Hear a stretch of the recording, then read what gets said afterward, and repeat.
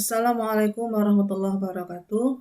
Hari ini kita akan masuki pertemuan keempat dan kita akan membahas model SDLC yang ketiga, yaitu adalah spiral model. Spiral model adalah model yang menggabungkan ide pengembangan berulang dengan aspek sistematis dan terkontrol dari model air terjun. Sehingga secara singkat, model spiral adalah gabungan dari model iteratif dan model waterfall. Model spiral adalah kombinasi dari model proses perulangan iteratif dan model pengembangan linear sekuensial, yaitu model air terjun atau waterfall, dengan penekanan yang sangat tinggi pada resiko analisis.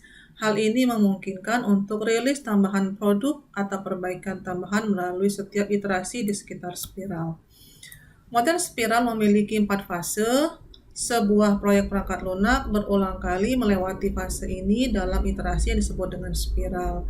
Ini adalah representasi diagram model spiral yang mencantumkan kegiatan di setiap fasenya.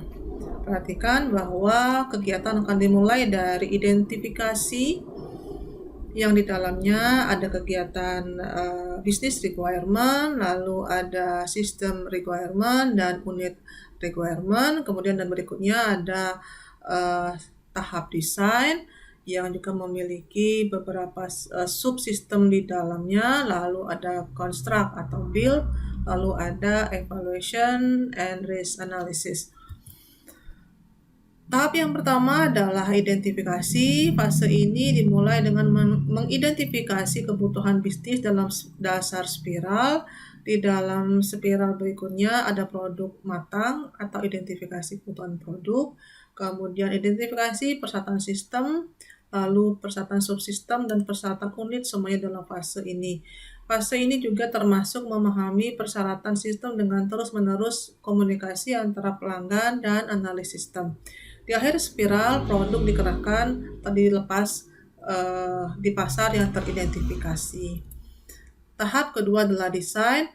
Fase desain dimulai dengan desain konseptual di dalam spiral dasar yang melibatkan desain arsitektur, desain logis modul, desain produk fisik, dan final desain dalam spiral berikutnya.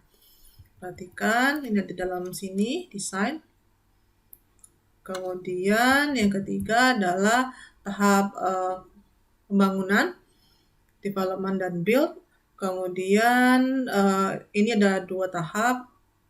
Yang pertama adalah fase konstruksi yang mengacu pada produk perangkat lunak aktual di dalam spiral. Kemudian di dalam spiral dasar, ketika produk baru dipikirkan dan desainnya sedang dikembangkan oleh proof of concept, maka tahap ini membutuhkan masukan dari pelanggan. Kemudian setelah mendapatkan masukan dari pelanggan, di tahap spiral berikutnya yang lebih tinggi, dibuat detail desainnya, kemudian model kerja perangkat lunak disebut dengan build produksi dengan nomor versi. Kemudian hasil pembangunan sistem ini dikirim ke pelanggan untuk mendapatkan umpan balik. Nah, perhatikan di dalam gambar ini ada di sini. Jadi POC dulu, setelah mendapat umpan dari pelanggan, baru dibangun tahap 1 sesuai dengan masukan dari pelanggan. Jika dianggap cukup baik, masuk ke dalam tahap pengembangan tahap 2 atau build yang kedua. Kemudian tahap yang keempat adalah evaluasi dan analisis resiko. Analisis resiko termasuk mengidentifikasi atau memperkirakan dan memantau kelayakan teknis dan resiko manajemen seperti pengaturan jadwal dan pembengkakan biaya. Setelah menguji tahap pembangunan sistem, maka akhir iterasi pertama pelanggan mengevaluasi perangkat lunak dan menyediakan masukan. Kemudian berdasarkan evaluasi pelanggan, proses pengembangan perangkat lunak masuk ke dalam iterasi berikutnya, kemudian melakukan tahap-tahapan seperti tahapan yang ada di waterfall, pendekatan linear, untuk mengimplementasikan umpan balik yang disarankan oleh pelanggan. Proses iterasi sepanjang spiral dilanjutkan dengan tahap yang serupa sepanjang umur perangkat lunak. Kita perhatikan tahap yang keempat dalam gambar. Ini tahap evaluation and risk analysis, dimulai dengan manajemen kontrol, kemudian ada schedule monitoring jika ada perubahan jadwal, lalu ada customer feedback atau masukan dari customer. Nah, setelah ini selesai, barulah sistem atau software itu dirilis ke pasar atau diberikan kepada pelanggan.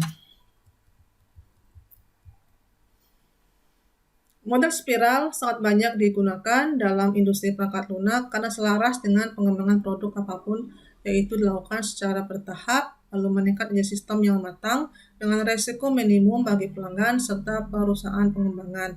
Berikut ini adalah penggunaan khas model spiral, yaitu ketika biaya, ada kendala anggaran, dan evaluasi risiko itu dianggap penting. Kemudian untuk proyek berisiko menengah hingga tinggi, lalu komitmen proyek jangka panjang karena potensi perubahan ekonomi, kemudian prioritas karena persyaratan berubah seiring waktu, kemudian pelanggan yang tidak yakin dengan persyaratan karena tidak adanya kepastian kebutuhan di masa depan, kemudian persyaratan kompleks dan perlu evaluasi untuk mendapatkan kejelasan, lalu lini produk baru yang harus dirilis secara bertahap dan mendapatkan masukan dari pelanggan secara berkala, kemudian ada perubahan signifikan diharapkan pada produk selama siklus pengembangan. Ini adalah keuntungan dan kerugian menggunakan model spiral. Keuntungannya adalah memungkinkan elemen produk menjadi atau dapat ditambahkan selama proses pengembangan sistem. Kemudian model ini memastikan bahwa tidak ada konflik di dalam persyaratan dan desain sebelumnya. Metode ini konsisten dengan pendekatan yang dimiliki selama proses pembuatan dan saat rilis perangkat lunaknya, memungkinkan untuk membuat transisi yang teratur sampai tahap pemeliharaan. Aspek positif lainnya adalah bahwa model spiral memaksa pengguna dari awal terlibat dalam proses pengembangan sistem. Di sisi lain, model spiral membutuhkan manajemen yang sangat ketat untuk menyelesaikan produk tersebut karena resiko menjalankan model spiral tidak terbatas. Jadi disiplin terhadap adanya perubahan dan menerima permintaan perubahan sangat penting untuk mengembangkan dan menjadikan produk agar berhasil. Ini adalah beberapa keuntungan menggunakan model spiral, yaitu mudah mengubah persyaratan, lalu memungkinkan penggunaan yang luas dari model prototype, kemudian persyaratan dapat ditangkap lebih akurat, kemudian pengguna dapat terlibat dalam sistem lebih awal, kemudian pengembangan dapat dibagi menjadi beberapa bagian lebih kecil sehingga risiko dapat lebih rendah.